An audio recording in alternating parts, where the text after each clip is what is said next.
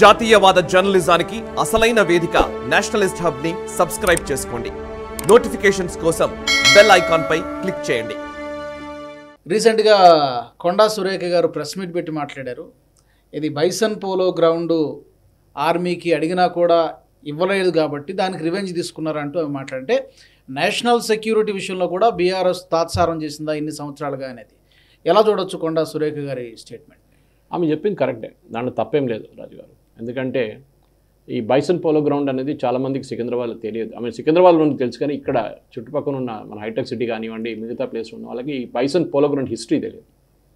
Operation polo అని మొదలుపెట్టింది మన హైదరాబాద్ లిబరేషన్ ఇండియన్ ఆర్మీ చేసిన దాంట్లో కోడ్ నేమ్ ఆపరేషన్ పోలో. ఎందుకంటే వాళ్ళు ఫైనలీ వచ్చి ఎండ్ అయింది పరేడ్ గ్రౌండ్ పక్కన ఉన్న పోలో థియేటర్, మన తివోలి థియేటర్ అవతల. అక్కడ ఇప్పుడు ఎన్సీసీ వాళ్ళ రెగ్యులర్ క్యాంప్స్ నడుస్తుందంటే ఆర్మీ ఏరియాలో కంట్రోల్ ఉంది, జిమ్ఖానా గ్రౌండ్స్ పక్కన.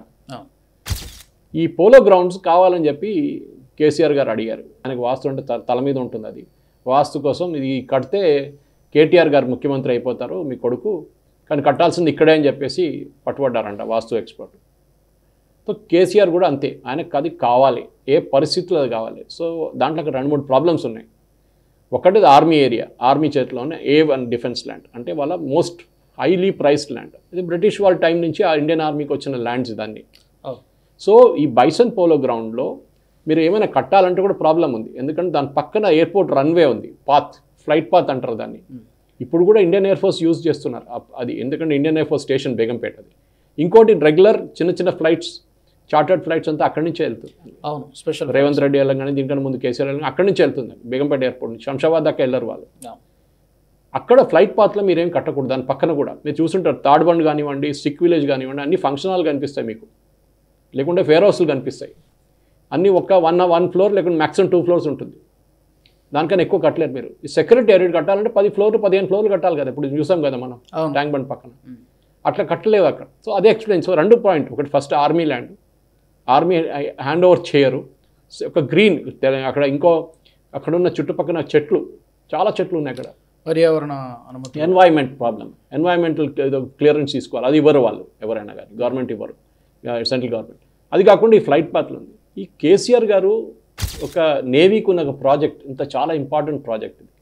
ఎందుకంటే ఇది 2010లో అనుకుంటాను మన పోయిన న్యూస్ నేషనల్ రౌండప్లో కూడా దీని గురించి సాయిగా గారు మాట్లాడాను మనం దీని గురించి. ఆ ప్రాజెక్ట్ చాలా ఇంపార్టెంట్ ఉంటాయి. కానీ మెహదీపట్నం స్కై వాక్కి ప్లేస్ ఇచ్చారని చెప్పేసి, ఈ డిఫెన్స్ ల్యాండ్ ఇచ్చారని చెప్పి అటుపక్క కనిపిస్తుంది మీకు. ఇప్పుడు వాళ్ళకి ఒక చిన్న స్ట్రక్చర్ కడుతున్నారు జిహెచ్ఎంసీ వాళ్ళు. ఇక్కడ వాళ్ళు వికారాబాద్లో 1100 అనుకుంటా వాళ్ళు హెక్టర్ ల్యాండ్ ఇచ్చారు. వెరీ లో ఫ్రీక్వెన్సీ, అది వెరీ లో ఫ్రీక్వెన్సీ అంటే సబ్మెరీన్స్ కానివ్వండి, షిప్స్, నేవల్ షిప్స్ని కాంటాక్ట్ చేయడానికి వీళ్ళు చేస్తారనమాట. ఒకటి తమిళనాడులో ఉంది, ఒకటి ఆల్రెడీ 1990లో ఎస్టాబ్లిష్ చేశారు. ఇంకోటి అర్జెంటుగా కావాలని చెప్పి పెటిషన్ పెడితే 14 సంవత్సరాలు ఏం చేయకుండా కూర్చున్నాడు కేసీఆర్. కేటీఆర్ దగ్గర అడిగితే ఏమంటున్నాడు, దాంట్లో హెల్త్ ప్రాబ్లమ్స్ ఉంటుంది, ప్రజలకంతా హెల్త్ ప్రాబ్లమ్స్ వస్తుంది. అరే మీరు కెమికల్ ఇండస్ట్రీస్ని అలౌ చేశారు, మీకు ఆ ప్రాబ్లం లేదు. మీరు పాషమైలారం కానివ్వండి, మీరు మిగతా ఆ ప్లేస్లో మీరు పటాన్ చెరువు వైపు చూడండి, గ్రౌండ్ వాటర్ మొత్తం పొల్యూట్ చేసి పడేస్తారు, దానికి మీకు ప్రాబ్లం లేదు. ఇల్లీగల్ డంపింగ్ నడుస్తుంది హుసేన్ సాగర్ నాలాలో కెమికల్స్, దానికి మీకు ప్రాబ్లం లేదు. నేవీ వాళ్ళకు ప్రాజెక్ట్ పెట్టంగానే అక్కడ వేవ్స్ ఇదవుతుంది, అది మైక్రోవేవ్స్ ఉంటుంది, దాంట్లో హెల్త్ ప్రాబ్లమ్స్ ఉంటుంది ప్రజలకు అని చెప్పేసి. అది మొత్తం ఫారెస్ట్ ఏరియా. అక్కడ ఉన్నది ఒక పెద్ద గుడి ఉంది, పాత గుడి, 400 సంవత్సరాల పాత. దానికి ఆల్రెడీ నేవీ వాళ్ళు ఏం చెప్పారంటే మేము 23 కిలోమీటర్లు సపరేట్ ఒక రోడ్ వేస్తాం వాళ్ళ కోసం. చూడండి, వాళ్ళు రెడీగా ఉన్నారు.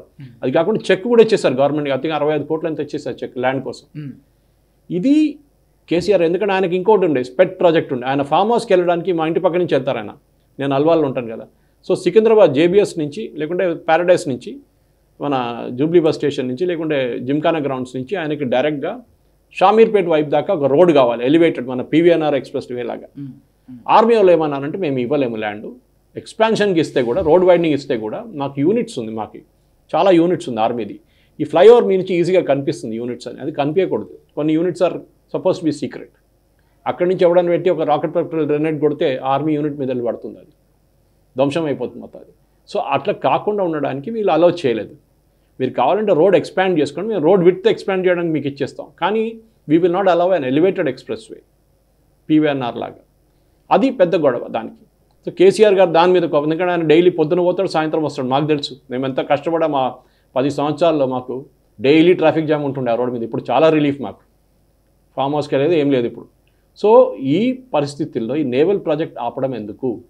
ఇంత ఇంపార్టెంట్ ప్రాజెక్ట్ కేసీఆర్ లేకుంటే కేటీఆర్ అన్ని దానికి మాట్లాడతాడు కదా, నేను వాళ్ళ ఐటీ వాళ్ళు తీసుకొచ్చాను, వీళ్ళు తీసుకొచ్చాను, వాళ్ళు తీసుకొచ్చానని చెప్పి. మళ్ళీ ఈ ఒక ప్రాజెక్ట్లో 600 మంది డైరెక్ట్గా ఎంప్లాయ్మెంట్ ఉంటుంది, నేవల్ ఆఫీసర్స్ వాళ్ళ స్టాఫ్ ఉంటారు. అది కాకుండా 1200 మందికి సపోర్టింగ్ స్టాఫ్ ఉంటారు. అది కాకుండా ఆ ఏరియా మొత్తం డెవలప్ అవుతుంది. అక్కడి నుంచి పరిగి దాకా లాస్ట్ టైం కూడా మాట్లాడాం, మన పరిగి దాకా ఈ మొన్న జరిగిన ప్రెస్ కాన్ఫరెన్స్లో పరిగి ఎమ్మెల్యే ఉండే, డిప్యూటీ కన్జర్వేటర్ ఆఫ్ ఫారెస్ట్ ఉండే, నేవల్ ఆఫీసర్ ఉండే, వాళ్ళందరూ కలిసి ప్రెస్ కాన్ఫరెన్స్ చేశారు. సో ఏదో కొండా సురేఖ చెప్పింది కాదు మాట అది, ఆమె ఆఫ్కోర్స్ పొలిటికల్ స్టేట్మెంట్ చేస్తుంది కాదు, అది మనం ఎక్స్పెక్ట్ చేయాల్సింది. కానీ ఇప్పుడున్న ప్రజలకు ఒకటి తర్వాత ఒకటి బయటపడుతుంది, అది మనం చూస్తున్నాం. అది మేడిగడ్డ కావచ్చు, అది కాళేశ్వరం కావచ్చు, ధరణి కావచ్చు, అన్ని మెల్ల బయటకు పడుతుంది. అన్ని కుంభకోణాలు, హెచ్ఎండి ఆఫీషియల్, రేరా ఆఫీషియల్ ఉండే, దానికన్నా ముందు హెచ్ఎండిఎల్ ఉండే. వాడు 400 కోట్లు పెట్టుకున్నా అంటే వాడు 10% పెట్టుకుని ఉంటాడు కమిషన్, మిగతా 90% ఎవరికి వెళ్ళిందో అందరికి తెలుసు అది. సో ఇది ఇప్పుడు ఒక్కొక్కటి తర్వాత ఒకటి బయటపడుతుంది. దీనికి డెఫినెట్గా రిప్లై ఇవ్వాలి. కానీ రిప్లైలో అక్కడ హెల్త్ ప్రాబ్లమ్స్ ఉంటుంది, అది ఉంటుంది, ఇది ఉంటుంది చెప్పి కేటీఆర్ గారు ఎక్స్క్యూజ్ ఇవ్వకూడదు. మీరు ఆపెట్టారు ఒక project of national importance, defence, మన కంట్రీ డిఫెన్స్ కోసం ఉన్న ఒక ప్రాజెక్ట్ని మీరు కావాలని ఆపారు. అది డెఫినెట్గా ఒక ఆరోపణ కాదు, అది ఒక నిజం కూడా.